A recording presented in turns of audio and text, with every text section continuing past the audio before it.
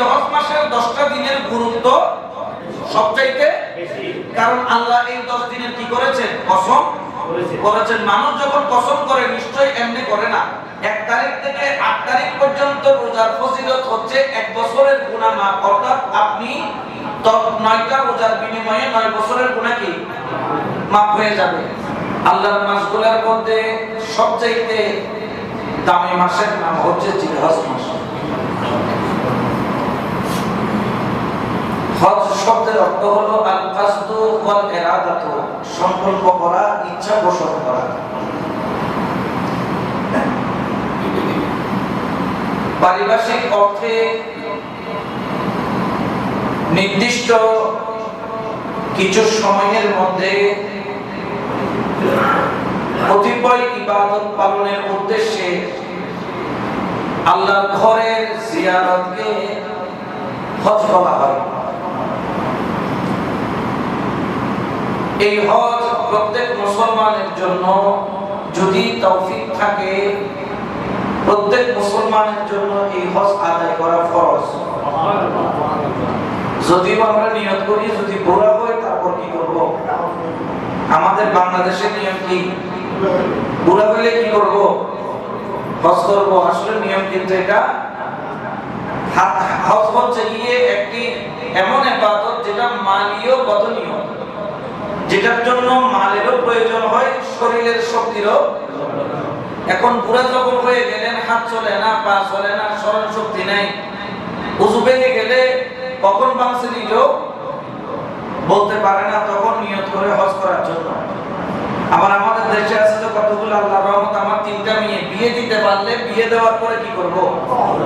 আবার ছেলের ফুতের বউ একটা আনা লাগবে, এটা আনার পরে তারপর হজ করতে যাব।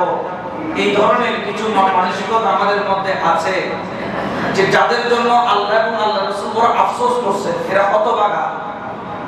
যাদের কাছে তৌফিক আছে, টাকা আছে এবং হজ করার জন্য ওই পরিমাণ সম্পদ আছে, যে পরিমাণ সম্পদ রেখে গেলে 3 মাস বা 1 মাস বা 1.5 মাস আল্লাহর ঘরখানে কাবায় গিয়ে আসা পর্যন্ত পরিবার চলার মতো সুযোগ আছে এবং হজ করার মতো তৌফিক আছে, ওই ব্যক্তির জন্য হজ করাটা বাধ্যতামূলক, হজ করাটা ফরজ। সুবহানাল্লাহ। এই পবিত্র হজ সম্পর্কে আল্লাহ পাক রব্বুল আলামিন আমাদেরকে ঘোষণা করতেছেন, ওয়া আতিমুল হজ্জ ওয়াল উমরাতা লিল্লাহ। হে মুমিনগণ, তোমরা হজ এবং উমরা আদায় করো একমাত্র আল্লাহর জন্য। বড় করে বলো সুবহানাল্লাহ। আমাদের এখানে বর্তমানে একটা বড় সমস্যা আছে, সেলফি সমস্যা। আল্লাহ করে হজ করতে গেলেও কি মারে? এদিকে গেল সেলফি, ওদিকে গেল সেলফি, এদিকে গেল ছবি তুলে, ওদিকে গেল ছবি তুলে।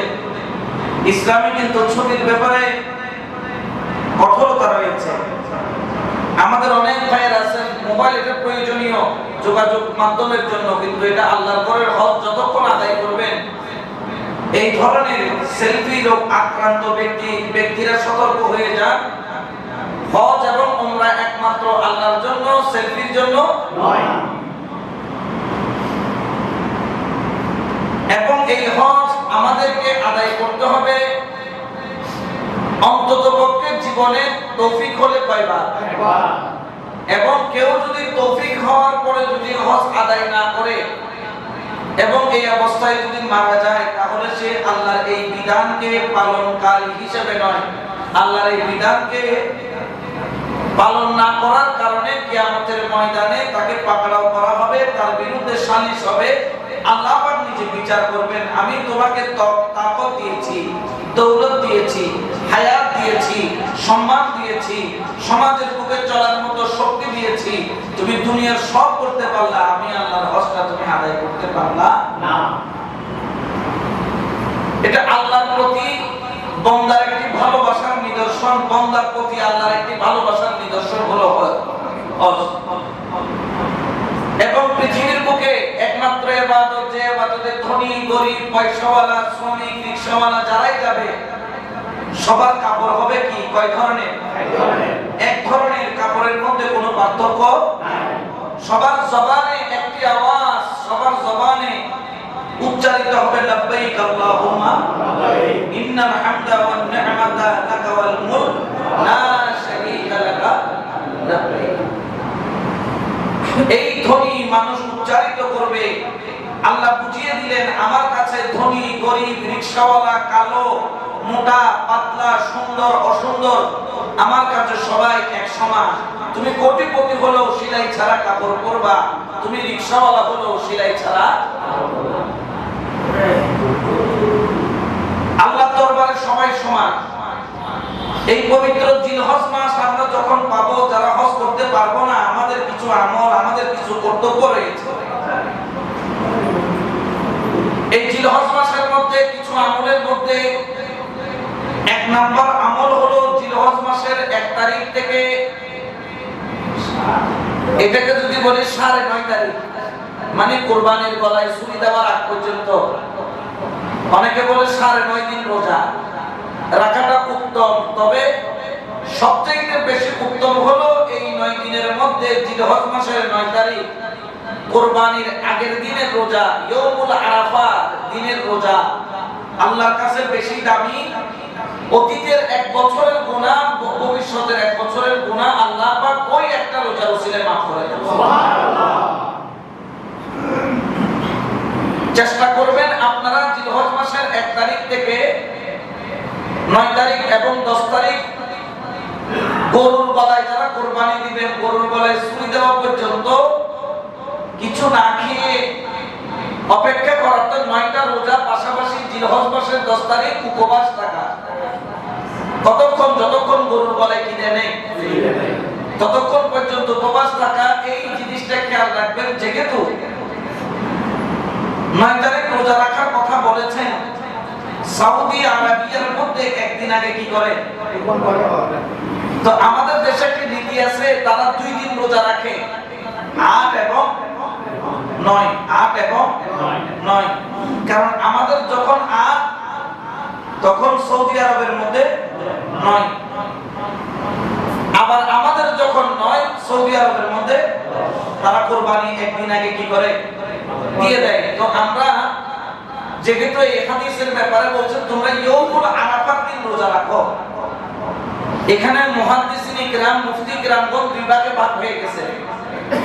কেউ বলতেছেন ওই তারিখকে ফলো করতে হবে, ইয়াউমুল আরাফা যেই দিন হবে। যেহেতু আমরা প্রযুক্তির মাধ্যমে জানতে পারতেছি ইয়াউমুল আরাফা কোন দিন হচ্ছে, সেহেতু ইয়াউমুল আরাফার দিন আমরা রোজা রাখবো, অর্থাৎ 8 তারিখ। কিন্তু আমাদের দেশে যখন 8 তারিখ হয় তখন কিন্তু ইয়াউমুল আরাফা সেখানে 9 তারিখ। যেহেতু আবার অন্য হাদিস আছে তোমরা জিলহজ মাসের 9 তারিখ কি রাখো, সেহেতু আমাদের দেশে 8 এবং 9 এই দুইটা রোজা রেখে থাকেন। এটাও শুদ্ধ, এটা তো অশুদ্ধ বলার কোনো সুযোগ নাই। কিন্তু উত্তম হচ্ছে 1 তারিখ থেকে কি রাখা? 1 তারিখ থেকে 8 তারিখ পর্যন্ত রোজার ফজিলত হচ্ছে 1 বছরের গুনাহ মাফ। অর্থাৎ আপনি 9টা রোজার বিনিময়ে 9 বছরের গুনাহ কি মাফ হয়ে যাবে। কিন্তু 9 তারিখে রোজা হচ্ছে 2 বছরের গুনাহ মাফ। তাহলে 9টা রোজা রাখলে গুনাহ মাফ হবে কয় বছরে? 10 বছরে। এই জন্যই রোজার ব্যাপারে যারা রাখতে পারেন, যাদের শারীরিক তাকত তৌফিক আছে, তারা রাখবেন। দ্বিতীয় নম্বর হচ্ছে গিয়ে যারা কুরবানি দিবেন অবশ্যই তারা তাদের নখ এবং চুল চাঁদ ওঠার আগে কি করে ফেলবেন? কেটে ফেলবেন। শুধু এইখানে নয়, আপনার জেরে নাফ বলতে বোঝায় নাভের নিচে। আপনার জেরে নাফ যে অবাঞ্ছিত লোম আছে, যদি আপনি দেখেন যে 40 দিন এই 10 দিনের ভিতরে পূরণ হচ্ছে, অর্থাৎ ধরেন আপনার এই চাঁদের 1 তারিখ হওয়ার আগে আপনার জেরে নাফ পরিষ্কার করছেন, 35 দিন হয়ে গেছে। তো 40 দিন হইতে জিলহজ মাসের 5 তারিখ 5 তারিখ গিয়ে 40 দিন। আমরা জানি যে 40 দিনের ভিতরে এগুলাকে কি করতে হয়? কাটছাট করতে হয়, পরিষ্কার করতে হয়, পরিচ্ছন্ন করতে হয়। তো আপনারা যদি এরকম পরিস্থিতি হয় জেরে নাফ সহ আপনারা আপনাদের নখ, চুল, দাড়িকে ছাঁটা, মুছতে ছোট করা, যা যা করণীয় আপনার আছে, এগুলা আপনি অবশ্যই আপনি জিলহজ মাসের চাঁদ ওঠার আগে করে নেবেন, এটা উত্তম, ভালো, এটা করা উচিত। কিন্তু যারা কুরবানি দিবেন তারা অবশ্যই এই জিনিসটার ব্যাপারে কি রাখবেন, সতর্ক থাকবেন। কারণ রাসূল করিম সাল্লাল্লাহু আলাইহি ওয়াসাল্লামের এক সাহাবী তিনি রাস্তা দিয়ে হেঁটে যাচ্ছিলেন জিলহজ মাসের প্রথম 10 দিনের একদিন, দেখতেছেন একজন মা তার বাচ্চার চুল কাটাচ্ছে। তিনি বলেন, আহা, তুমি চাইলে তো জিলহজ মাসের 10 তারিখ পর্যন্ত কি করতে পারতে। অর্থাৎ সাহাবায়ে কেরামরা মনে করতেন যে জিলহজ মাসের 10 তারিখ পর্যন্ত একটা ছোট বাচ্চারও চুল নখ না কাটাটা উত্তম, তবে কেটে ফেললে এটার জন্য কোনো গুনাহ নাই, তবে ভালো উত্তম হচ্ছে এটা। আর যারা কুরবানি দিবেন তারা অবশ্যই এই জিনিসটা কি রাখবেন, খেয়াল রাখবেন। এরপরে জিলহজ মাসে আপনারা এই 10 দিন যত বেশি সম্ভব আপনারা চেষ্টা করবেন তাকবীর, তাহলিল, তাসবিহ বেশি বেশি পড়া। তাকবীর, তাহলিল, তাসবিহ বেশি বেশি পড়া। যেমন আমরা পড়ে থাকি আল্লাহু আকবার, আল্লাহু আকবার, লা ইলাহা ইল্লাল্লাহ, আল্লাহু আকবার, আল্লাহু আকবার, ওয়া লিল্লাহিল হামদ।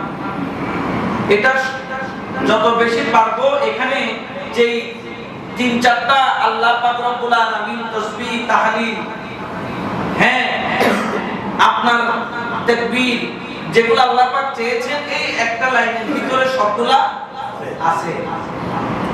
এবং বিশেষ করে জিলহজ মাসের 9 তারিখ ফজরের ওয়াক্ত থেকে এবং জিলহজ মাসের 13 তারিখ আসর পর্যন্ত এটা প্রত্যেক নামাজের পরে উচ্চ স্বরে পড়তে হবে। কিশোরে উচ্চ স্বরে প্রত্যেক নামাজের পরে অন্তত পক্ষে কয়বার, একবার, একবারও পড়তে পারেন, 3বারও পড়তে পারেন। উচ্চ স্বরে পড়তে হবে।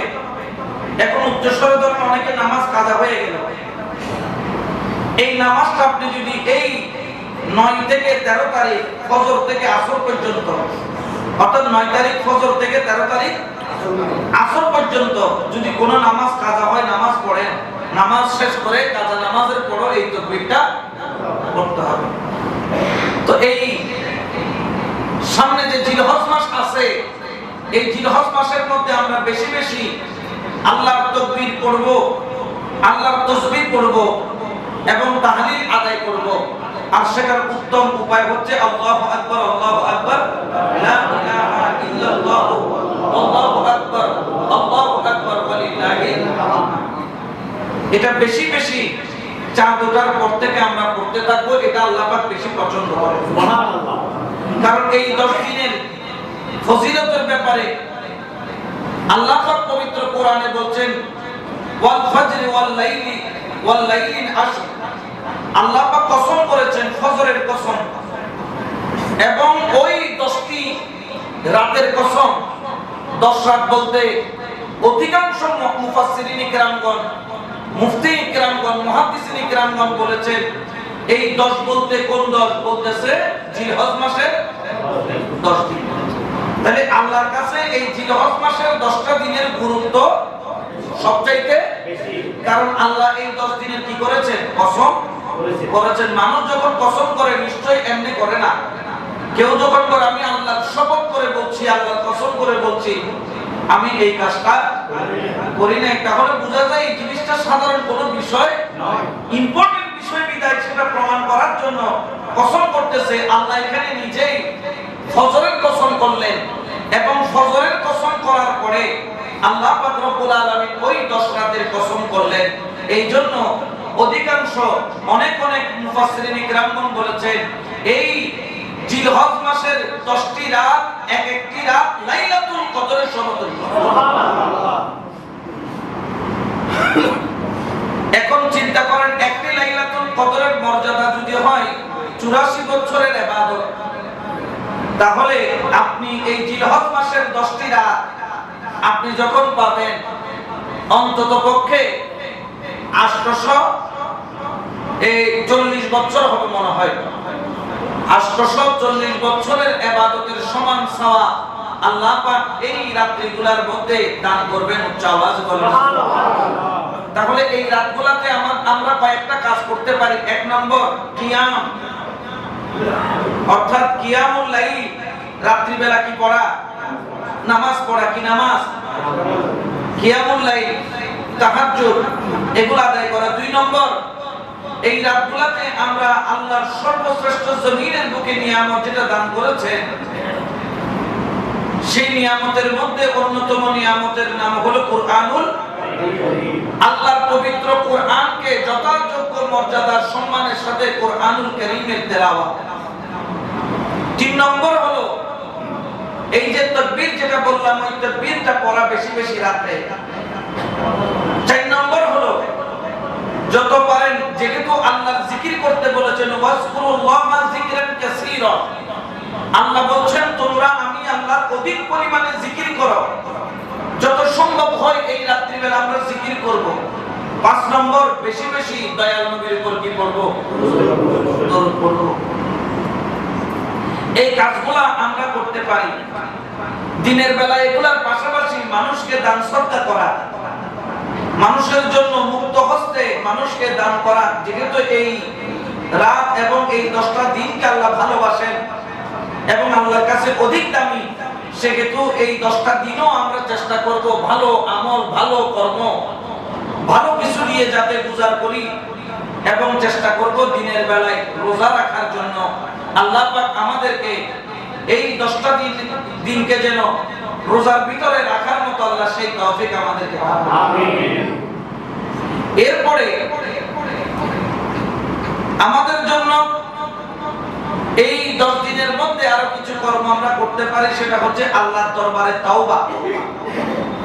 কারণ আমরা যে প্রতি কদমে কদমে যতগুলা গুনাহ করি, আল্লাহ পাক যদি আমাদেরকে ক্ষমা না করে, ক্ষমা পাওয়ার মতো যোগ্যতা আমাদের নাই।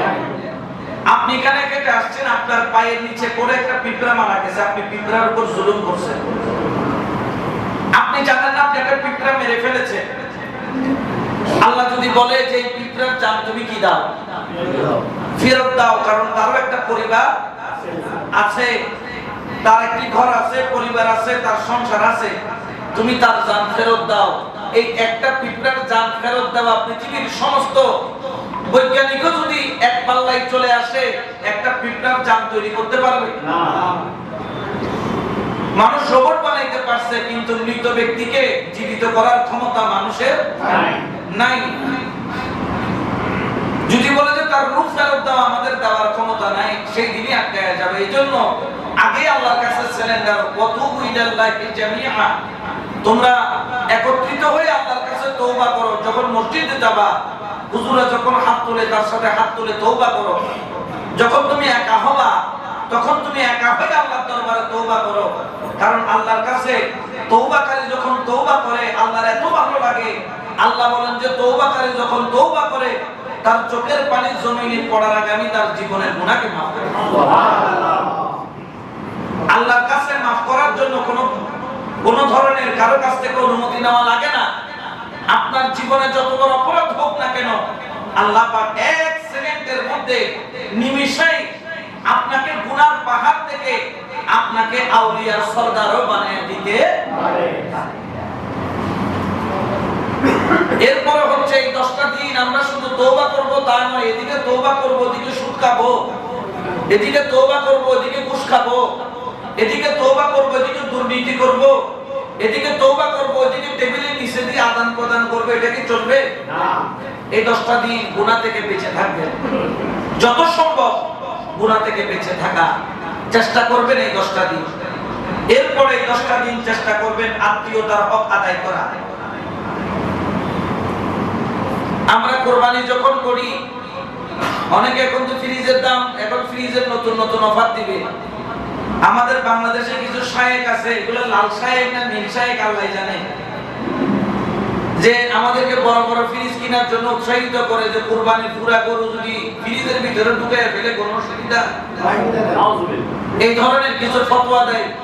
কুরবানি আপনি দেওয়ার গোশত কেনার ক্ষমতা আপনার আছে, কুরবানিটা আল্লাহ দিয়েছেন কেন? কারণ দেশের মধ্যে অনেক ব্যক্তি আছে যারা বছরে এক বেলা গোশত কিনে খেতে তাদের জন্যই তো কুরবানি। আপনি দিচ্ছেন কুরবানি, গরিবরা সেটা কি করবে? পাবে। অন্ততপক্ষে 3 ভাগে ভাগ করে, 1 ভাগ গরিবের জন্য, 1 ভাগ আত্মীয় স্বজনের জন্য, 1 ভাগ হচ্ছে গিয়ে নিজের জন্য। এক রাওয়ায়াতের মধ্যে আছে 3 দিনের অধিক রাখাও নিষেধ আছে, আবার 3 দিনের অধিক রাখার ব্যাপারও আছে। অন্ততপক্ষে আপনি একটা মিনিমাম পর্যায়ে থেকে আপনি কুরবানির হক আদায় করবেন। আমাদের শায়েখদের বেশি কথা শোনার দরকার নাই, কারণ আজকালকার শায়েখরা মানুষকে কল্যাণের দিকে ডাকার চাইতে ভাইরাল হওয়ার দিকে বেশি ব্যস্ত। ঠিক, কারণ কোন কথাটা বললে ভাইরাল হবে, 3 ভাগ করে দিতে বললে তো ভাইরাল হবে না। যদি বলে তো কুরবানির গরু পুরো রাইখা দাও, তখন এটা কি হয়ে যাবে? ভাইরাল হয়ে যাবে। মানুষ এটা দেখবে, হুজুর কি বলে, হুজুরের ফতোয়া মারহাবা।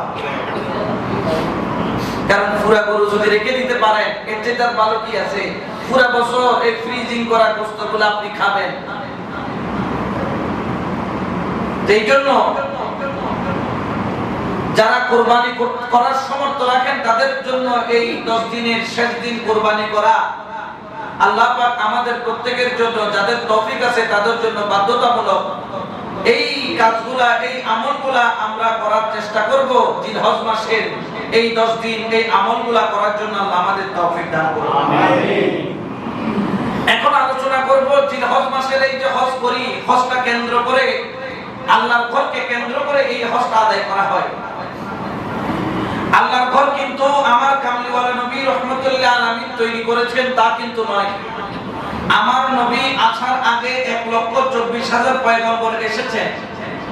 এই 1,24,000 পয়গম্বরের মধ্যে সর্বপ্রথম যাকে দুনিয়ার বুকে প্রেরণ করেছেন তিনি হলেন বাবা আদম আলাইহিস সালাম। তো মাকাম ইব্রাহিম, যে মাকাম ইব্রাহিমের মধ্যে দাঁড়িয়ে উনি খানে কাবা নির্মাণ করতেন, ওই খানে কাবা যখন নির্মাণ করতেছিলেন ইব্রাহিম খলিলুল্লাহ, তখন সেলাই ছাড়া 2টা কি করা ছিল? কাপড় পরা ছিল। আল্লাহ বলতেছেন কিয়ামত পর্যন্ত ইব্রাহিম আলাইহিস সালামের স্মরণকে, ইব্রাহিম আলাইহিস সালামের সেই পরিধান বস্তুর স্মরণকে আমি আল্লাহ কিয়ামত পর্যন্ত উম্মতে মুহাম্মদের জন্য নিদর্শন বানায় দিব। তোমাদের কোটি টাকা থাকবে, কাপড় সেলানোর তৌফিক থাকবে, কিন্তু সেলাই কাপড় পরতে পারবে না। কেন? আমার ইব্রাহিম করে নাই, যে কারণে পড়তে পারে নাই। তো তখন তো সেলাই মেশিন ছিল না, সেজন্য পারে নাই। বলে আজকেও পারবে না, কারণ এটা আমার ইব্রাহিমকে সম্মান করা। বড় করে সুবহানাল্লাহ। তাহলে নবীর সম্মান আল্লাহ বোঝে, কিন্তু আমরা যখন নবীকে সম্মান করি আমাদের দেশের কিছু মোল্লা বোঝে না। বলে সম্মানটা কোথায় পাইছেন? আরে নবীকে সম্মান করা শিক্ষা দিচ্ছে কে? আল্লাহ। যখন খানে কাবা বানাচ্ছে, এই খানে কাবা কিন্তু বরাবর বাইতুল মামুর নাম শুনছেন? আরেকটা কাবার উপর কি আছে? কাবা আছে। যেই কাবা বাইতুল মামুর, যেটা আরশের নিচে, ওই আরশের নিচে যে কাবা আছে, ওই কাবার তাওয়াফকারীরা হয় ফেরেশতা। আর জমিনের যে কাবা আছে, এটা তাওয়াফকারী হয় কি? মানুষ। আরেক রাওয়ায়াতের মধ্যে আছে যে প্রতিদিন 70,000 ফেরেশতা ওই বাইতুল মামুর তাওয়াফ করে খানে কাবায় আসে। সুবহানাল্লাহ। তারা খানে কাবা তাওয়াফ করে। খানে কাবা তাওয়াফ করার পরে 70,000 ফেরেশতা নবীর দরবারে যায়। সুবহানাল্লাহ। নবীর দরবারে গিয়ে তাদের ডানাগুলা নবীর রওজার মধ্যে লাগিয়ে সেখান থেকে ফয়েজ নেয়। সুবহানাল্লাহ। নবীর রওজা থেকে ফয়েজ নিয়ে তারা সেখান থেকে সকাল থেকে সন্ধ্যা পর্যন্ত অপেক্ষা করে, সেখান থেকে বিদায় নেয়। এবং এই বিদায় নেওয়ার পরে কিয়ামতের আগের দিন দ্বিতীয়বার আসার কোনো সুযোগ নাই। কয়েকটি riwayat-এর মধ্যে এটিও একটি riwayat। খানে কাবা তাওয়াফ করে তারা রাসূলের দরবারে যায়। কিন্তু আমাদের কিছু হাজী আসলে তারা হাজী না হলে নবীর রওজায় কেন যেতে হয় না? রাজি। অনেকে মক্কা শরীফ যায় কিন্তু নবীর রওজা জিয়ারত করতে যায় না। তারা মদিনা শরীফে গিয়ে নবীর মসজিদে নামাজ পড়ে। কার মসজিদে? নবীর মসজিদে। মসজিদে নববী মানে কার মসজিদ? নবীর মসজিদ। নাম দিয়েছে মসজিদে নববী। নবীর মসজিদে নামাজ পড়ে কিন্তু নবীর রওজা জিয়ারত। এরাকে সান কমাইলা না ফোরা কমাইলা? এখন আমরা যখন নবীর রওজা জিয়ারতের কথা বলি, অনেকে বলেন যে কেন যাব, কেন যাবেন? আসেন। আপনি হজে কেন যান? বলে আল্লাহকে খুশি করার জন্য। আল্লাহকে খুশি করলে কি পাবেন? প্রধানমন্ত্রিত্ব পাবেন নাকি জান্নাত পাবেন? জান্নাত পাবেন। আসেন, নবীর রওজা মুবারক জিয়ারত করলে কি পাওয়া যায় শুনেন। ইমাম বাইহাকি তিনি তার শুআইবুল ঈমান কিতাবের মধ্যে 3862 নাম্বার হাদিসের মধ্যে বলতেছেন, ওয়ান ইবনে ওমর রাদিয়াল্লাহু তাআলা قال قال رسول الله সবাই বলেন সাল্লাল্লাহু আলাইহি ওয়াসাল্লাম মান যারা কবরি ওয়াজাবাত লাহু শাফাআতি। আমি নবী ওয়াদা করলাম যেই ব্যক্তি আমি নবীর রওজা জিয়ারত করবে কাল হাসরের ময়দানে কেউ তার জন্য সুপারিশ করুক আর না করুক, তার শায়েখ তার জন্য সুপারিশ হয়তোবা করবে না। জেনে রাখো আমি রাসূল ওয়াদা করলাম যেই ব্যক্তি আমি নবীর রওজা জিয়ারত করবে হাসরের ময়দানে আমি নবী তার জন্য সুপারিশ করব। আচ্ছা, এখানে এমন কোন মুসল্লি আছে নবী সুপারিশ করবে সুপারিশ নিতে চায় না? যে আমার নবী সুপারিশ করবে, আপনি নবীর উম্মত বলবেন আমি আপনার সুপারিশ নিব না, এরকম বিয়াদ করবে কোন আছে? না। আল্লাহ বলবেন যে তুমি আমার নবীর সুপারিশ নিচ্ছ না, তো তোমার আর জান্নাতে ঢোকার দরকার নাই।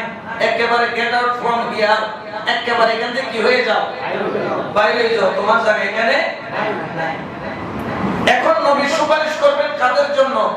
যারা নবীর রওজা কি করেন। আচ্ছা বলেন তো, নামাজ আপনি পাইছেন কারো সিলায়, রোজা পাইছেন কারো সিলায়, হজ পাইছেন কারো সিলায়, যাকাত পাইছেন কারো সিলায়, কোরআন পাইছেন কারো সিলায়, আল্লাহ পাইছেন কারো সিলায়, শরীয়ত পাইছেন কারো সিলায়, লাইলাতুল কদর পাইছেন কারো সিলায়, ফরজ সুন্নাত নফল পাইছেন কারো সিলায়, রমজান পাইছেন কারো সিলায়, শব্দ কারো সিলায়। তো নবীর সিলায় পাইছেন, আপনি নবীর রওজা জিয়ারত করবেন না? কিন্তু আমাদের কিছু শায়েখ আছে তারা বলে কোনটা দিয়ে বলে নবীর রওজা জিয়ারত করা যাবে। অথচ আল্লাহ বলতেছেন ওয়ালাউ আন্নাহুম ইযলামু আনফুসাকুম, যখন তোমরা নিজের নফসের উপর জুলুম করবে তো গুনাহ করবা, জাউকা ফাস্তাগফিরুল্লাহ ওয়াস্তাগফির লাহুমুর রাসূল, আর ওই অবস্থায় যখন তোমরা আমি আল্লাহর কাছে ক্ষমা চাইবা কিন্তু আমার বন্ধুকে ওসিলা বানাবা, সুবহানাল্লাহ, লাওয়াজাদুল্লাহ তাওয়াবার রহিমা, যখন আমার বন্ধু তোমাদের ওসিলা হবে তখন তোমাদের তওবা বেশি বেশি কবুল হবে, সুবহানাল্লাহ। তাহলে নবীকে ওসিলা বানাইতে কোনো সুবিধা আছে? জিয়ারত করতে কোনো সুবিধা আছে? তো এই জন্য আমরা যখন দয়াল নবীর দরবারে যাব ওনার রওজা মুবারক কি করব? জিয়ারত করব।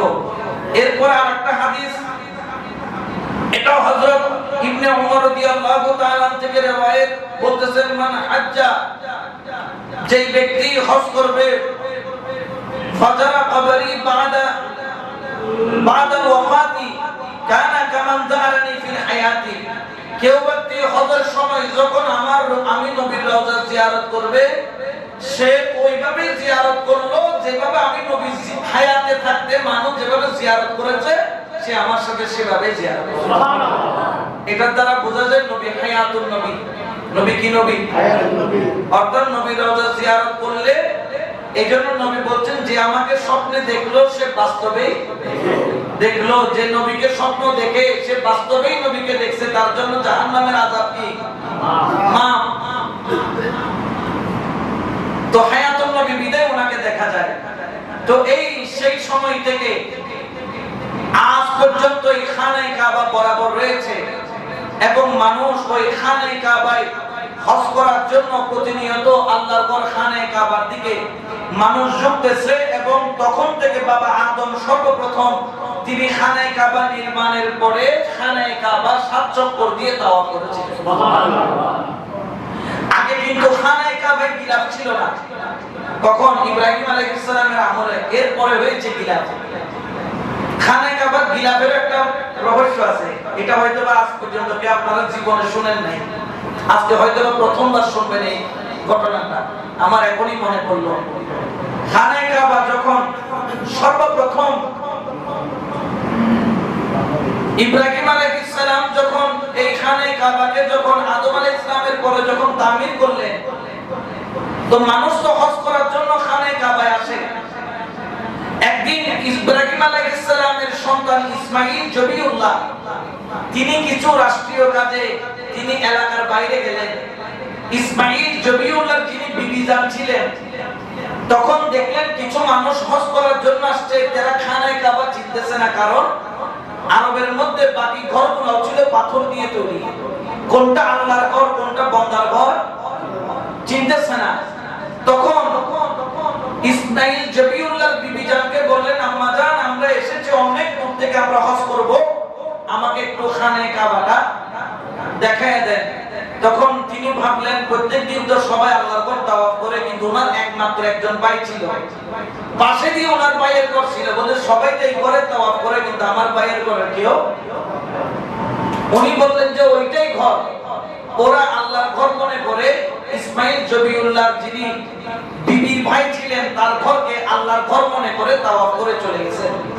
ওদিকে আল্লাহ ইসমাঈল জবিউল্লাহকে খুব নারাজ হয়ে বললেন, আজকে তোমার বিবি আমার ঘর দেখানোর পরিবর্তে তার ভাইয়ের ঘর দেখায় দিয়েছে, আমি পেতে খুব নারাজ হয়েছি।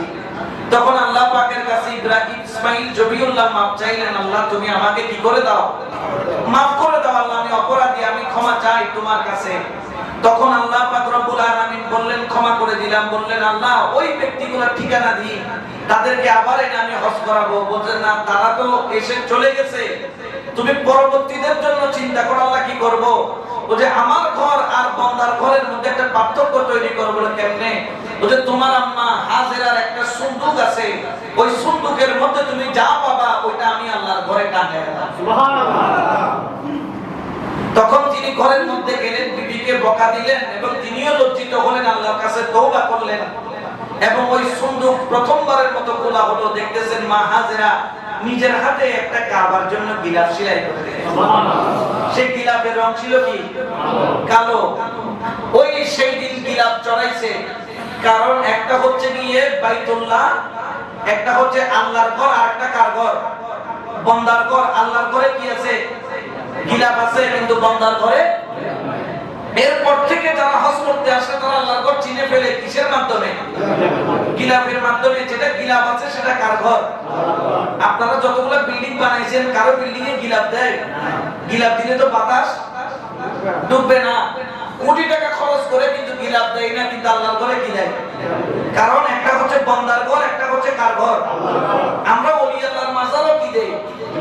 গিলাফ দেয়। একটা হচ্ছে বান্দার কবর, আর একটা হচ্ছে ওলি আল্লাহ।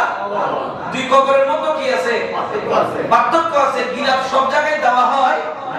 আপনার এটাও বই, এটাও কিতাব, এটাও কিতাব, তবে এটা কার কিতাব? এটা আল্লাহর কালাম, আল্লাহর কিতাব, আল্লাহর কালাম। এটার মধ্যে কি দেওয়া হয়? গিলাফ দেওয়া হয়। কি দেওয়া হয়? কিন্তু সাধারণ বইয়ের মধ্যে গিলাফ দেওয়া, কারণ এটা হচ্ছে কি সাধারণ কিতাব, এটা হচ্ছে কার কিতাব? যেটা আল্লাহর সাথে লেগে যায় সেটা গিলাফের হকদার হয়ে যায়। বড় করে বলো সুবহানাল্লাহ। এই জন্য অনেকে গিলাফ দেখলে নারাজ হন, এগুলো নারাজ হওয়ার কোনো প্রয়োজন নাই। এটা আল্লাহ ওয়ালাদের বা আল্লাহর নিদর্শনগুলোকে গিলাফ দিয়ে ঢেকে রাখা, এটা ইব্রাহিম আলাইহিস সালামের পরবর্তী সুন্নাত। বড় করে বলেন সুবহানাল্লাহ। তো হাজরা মসজিদ এই তখন থেকে যে হজের যে সিস্টেম চালু হয়েছে, আল্লাহ পাক হুকুম করলেন ইব্রাহিম আলাইহিস সালামকে যে তুমি হজের জন্য আহ্বান করো। তখন তিনি বললেন, আল্লাহ এখানে শুধু মরুভূমি, এখানে জঙ্গল বাজার কিছু নাই, এখানে কোন মানুষ আসবে হজ করার জন্য? কোত্থেকে মানুষ পাবো? এখানে আমি, আমার ছেলে, আমার বিবি ছাড়া আর কেউ নাই। আল্লাহ বললেন, ইব্রাহিম ডাক দেওয়া এটা তোমার দায়িত্ব, ডাক পৌঁছায়া দেওয়া আমি আল্লাহর দায়িত্ব। পাহাড়ের উপর উঠে যখন ডাক দিলেন, সারা পৃথিবী থেকে একটা আওয়াজ আসলো। শুধু সারা পৃথিবী নয়, বলতেছে মায়ের পেটে যে সন্তান আছে সেও আওয়াজ করলো। শুধু মায়ের পেটের সন্তান নয়, যেই রূহগুলা আলমে আরওয়া, আলমে আরওয়া রূহ জগতের মধ্যে যত রূহ আছে সেগুলো আওয়াজ দিল। যখন হজের জন্য ডাক দিল তখন আওয়াজ বের হলো, লাব্বাইক আল্লাহুম্মা ইন্নাল হামদা ওয়ান নি'মাতা লাকা ওয়াল মুলক লা শারীকা লাকা লাব্বাইক লাব্বাইক আল্লাহুম্মা, এই আওয়াজ সারা পৃথিবী থেকে আসা আরম্ভ করলো। আল্লাহ বললেন, ইব্রাহিম তোমরা খেদমত করার জন্য তৈরি হয়ে যাও। সারা পৃথিবীতে এই আওয়াজ পৌঁছে গেছে। সেই দিন থেকে এই আওয়াজ এখনো চলতেছে। এখনো পর্যন্ত সেই আওয়াজের মাধ্যমে আল্লাহর ঘরের তাওয়াফ চলতেছে এবং ওই তাওয়াফ কিয়ামত পর্যন্ত চলবে। বড় করে ইব্রাহিম আলাইহিস সালাম যে কাবা বানাইছিল, সেই কাবা কিন্তু একটু লম্বা ছিল। এই আমার এই ট্যাপটা যেরকম লম্বাটে, যেরকম লম্বাটে একটু, এটা লম্বাটে ছিল, কিন্তু এখন স্কয়ার। খানে কাবাকে এখন কি করা হয়েছে? ছোট করা হয়েছে। কেন ছোট করেছেন? এটার একটা কাহিনী আছে। একটা হাতিমে কাবা নাম শুনেছেন? একটা রাউন্ড দেওয়া থাকে, হাতিমে কাবা। ওটা কিন্তু কাবার ভিতরের অংশ। কাবার কিসের অংশ? ভিতরের অংশ। এই হাতিমে কাবা, এটা কাবার অংশ ছিল। আমার রাসূলের পাক কাবাকে ছোট করেছেন। হয়তোবা রাসূলের পাকের জানতেন, রাসূল তো শুধু পয়সাওয়ালা নবী নয়, তিনি অধিকাংশ সময় গরিবকে কি করতেন? ভালোবাসতেন। রাসূল বলতেছেন, পয়সাওয়ালার চাইতে গরিবরা 500 বছর আগে জান্নাতে যাবে। তাদের হিসাব হবে সহজ, ছোট। আমি আর আপনি হিসাব দিতে দিতে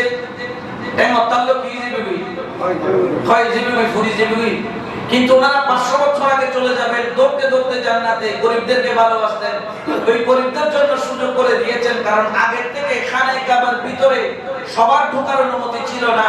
খানে কাবাকে যখন ছোট করলো, হাতিমে কাবার ভিতরে ঢোকা মানে কাবার ভিতরে। গরিবরাও সেখানে কি করতে পারে? নামাজ পড়তে পারে। 2 রাকাত যখন নফল নামাজ পড়বে, মনে করবে সে কোথায় পড়ছে? কাবার ভিতরে। বড় করে বলেন না সুবহানাল্লাহ।